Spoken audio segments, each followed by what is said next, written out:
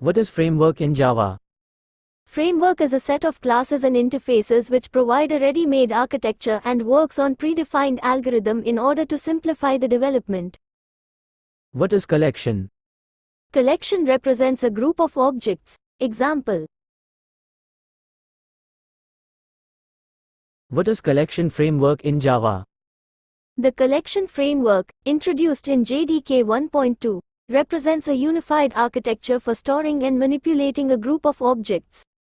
All the operations that you perform on a data such as searching, sorting, insertion, manipulation, and deletion can achieve by collection framework. Java collection framework provides many interfaces such as list, queue, set, deck and classes like ArrayList, linked list, vector, priority queue, hash set, linked hash set, tree set accordingly. Here is the hierarchy of collection framework. Why we need collection framework in Java? Before the collection framework, or JDK 1.2, the standard methods for grouping Java objects were arrays, vectors, and hash tables. All of these collections had no common interface, and implementation of all these collections was defined independently and had no correlation among them. And also, it is very difficult for the users to remember all the methods, syntax, and constructors present in each collection class.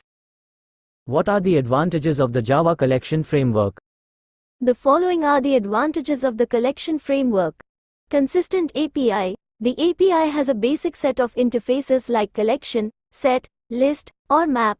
All the classes, ArrayList, linked list, vector, etc., that implement these interfaces have some common set of methods.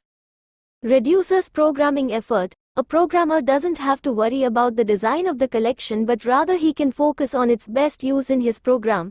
Increases program speed and quality.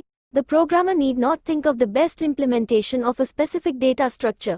He can simply use the best implementation to drastically boost the performance of his algorithm or program.